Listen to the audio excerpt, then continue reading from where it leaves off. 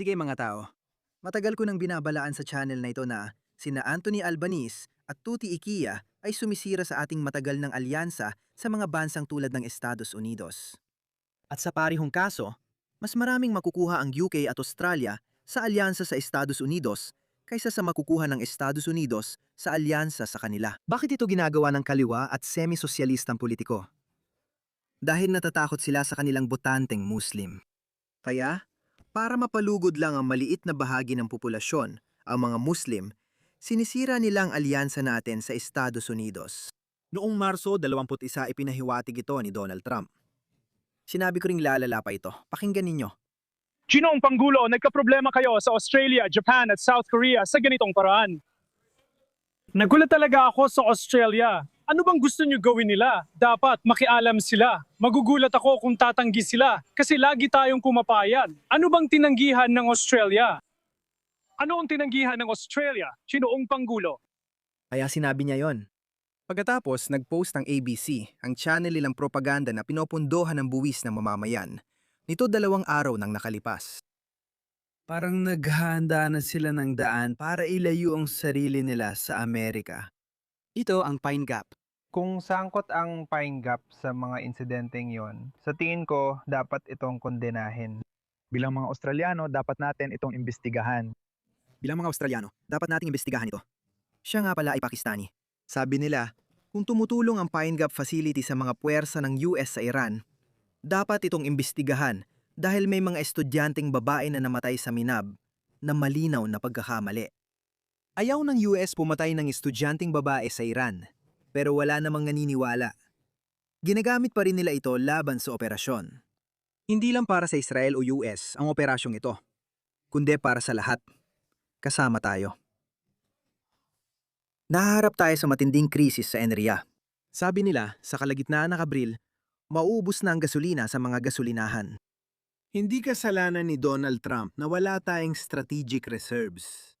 Ayon sa International Energy Agency, bawat bansa ay dapat may 90 araw na supply ng fuel. Ano ang meron? 30 araw lang, kaya sa kalagitnaan ng Abril, mauubos na ang gasolina natin. Walang gasolina mga pare, lagot tayo sa Australia. Hindi pa rin tayo natuto ng COVID. Doon, mura pa ang gasolina at binibigyan pa ng pera. Umabot pa sa negatibo. Umabot sa dolyar. 0 at naging negatibo ang presyo kada bariles. Binabayaran ka pa nga nila para mag-imbak ng gasolina dahil kailangan manatiling bukas ang mga supply line. Kasi kapag isinara mo yon, hindi mo na basta-basta mabubuksan ulit, parang ganon. Kaya ginawa natin ito dahil sa katalinuhan ng mga politiko. Si Scott Morrison na punong ministro noon ay tinuturing na pangalawang pinakamasamang punong ministro sa lahat ng panahon. Ngayon, magaling na punong ministro si Albanese. Kaya bumili siya ng ilang milyong bariles at itinago sa Estados Unidos. Ang layunin ng strategic reserves ay magkaroon ng langis na nakaimbak sa loob ng bansa. Sabi ng mga kritiko, kapag may pandaigdigang krisis sa enerhiya, tiyak na itatabi ng US ang mga reserbang yon para sa sarili nito. Tama lang naman, hindi ko sila sinisisi. Ang problema ay mga politiko natin. Sila ang may kasalanan. Sige, balik tayo sa usapan. Ngayon, binanata na naman ni Pangulong Trump ang Australia. Pakinggan natin siya. At siguro lalo na ang bansa na yan, alam mo, ang pinakamatagal na kaalyado, ang Australia rin. Hindi naging maganda ang ipinakita ng Australia. Natunan ko yan kay Tony Abbott. Sa nakaraang siglo, lagi tayong magkakampi kasama ang mga Amerikanong pinsan, pati noong Vietnam. Hindi pumunta sa Vietnam ang UK, kundi Australia. Hindi rin naging popular ang digmaan doon. Hindi tinanggap ang mga sundalo noon. Hindi popular ang digmaan, pero nanindigan tayo kasama ang mga Amerikanong kaibigan. Ito ang unang pagkakataon sa loob ng 100 taon. Sinasabi ko ang sinabi ni Tony Abbott. Hindi ko alam yon. Ito ang unang beses na hindi tayo kusang nag-alok ng mga puwersa at kagamit ang militar ng Australia para tumulong sa Amerika. Tingnan mo ang naging resulta niyan. Medyo nagulat ako sa Australia. Hindi ko masabing may naging mahusay bukod sa 5 bansa sa gitnang silangan. Sila ang mga bagong kaalyado. Hindi talaga tayo sinuportahan ng malaki. Gumastos pa tayo ng trilyon-trilyong dollar para suportahan ang ibang bansa. Parang Little League lang na to, hindi malakihang laban. Para sa atin, parang maliit na laban lang at madali lang. Winasak natin sila sa unang linggo pa lang, tapos na agad. Sa unang mga araw pa lang, tapos na. Sa tingin ko, 3 araw lang ng Navy para tuluyang wasakin iyon. Hindi sila naroon. Kaya kung sakaling magkaroon ng malaking laban na sana ay hindi mangyari, pero kung sakaling mangyari man, sa tingin ko, hindi na sila andun. At hindi yon patas. Dapat nating tandaan yon bilang bansa. Iyan ang sinabi ko sa iyo. Iyan ang sasabihin niya. Kapag si J.D. Vance ang naging susunod na presidente, maalala niya ito. Isa na siyang isolationist. Kung may digmaan at banta mula China o Indonesia, pasensya na. Naalala namin ang ginawa ninyo noong 2026.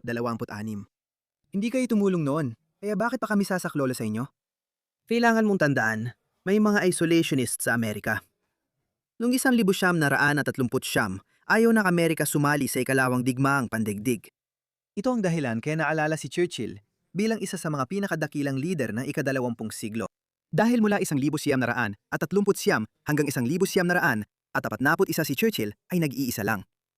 Patuloy siyang humiling kay Roosevelt na tulungan ng Britanya kahit na may malasakit si Roosevelt sa UK dahil Ingles ang kanyang ina.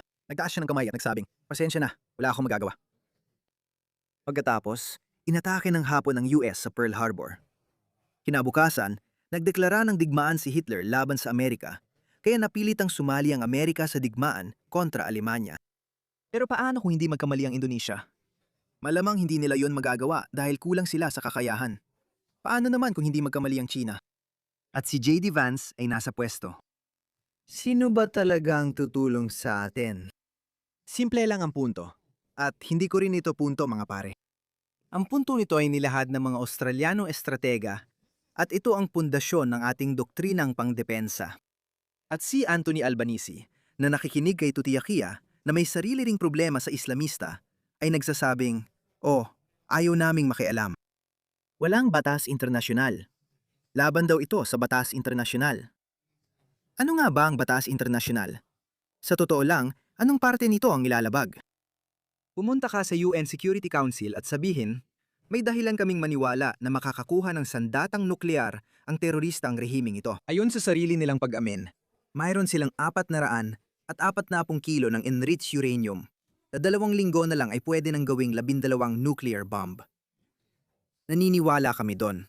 Inamin na nila yon. Pupunta tayo at pahihinain ang kanilang kakayahan.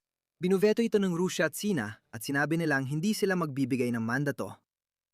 Iyan ang batas internasyonal ninyo sa madaling salita. Iyan ang batas internasyonal. Sumangguni ba si Putin sa batas internasyonal bago pumasok sa Ukraine? Hihingi ba ng pahintulot ng batas internasyonal ang China kung papasok ito sa Taiwan?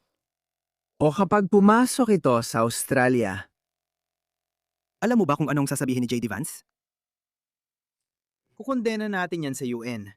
Sasabihin natin na labag ito sa pandaigdigang batas. Ang UK at Europa ay parehong magsasabing labag ito sa international law at mariin naming kinokondena ito. Sasabihin pa rin nila yan kahit may bumabagsak na bomba sa Melbourne at Sydney o lumalapag ang mga tropang kalaban sa Hilagang Australia. Ganito katanga. Hindi ko sinasabing mangyayari ito bukas. Sige, hindi ako nagiging negatibo. Pero pagdating sa pagpaplano ng estratehikong depensa ng bansa mo, ito talaga ang mga bagay na dapat mong isaalang-alang. Pero hindi. Meron tayong isang makakaliwang politikong woke na sumusunod sa yapak ng isang talunang punong ministro na kilala bilang Keir Starmer. Natakot mawala ng boto sa mga distritong ang karamihan ng mga botante ay Muslim. Yun lang. Hindi naman sila kasing ideolohikal na tutol dito tulad ng Greens. Iba ang agenda nila. Si Anthony Albanese, hindi naman kailangan alalahanin ang boto ng mga Muslim dahil kaunti lang sila.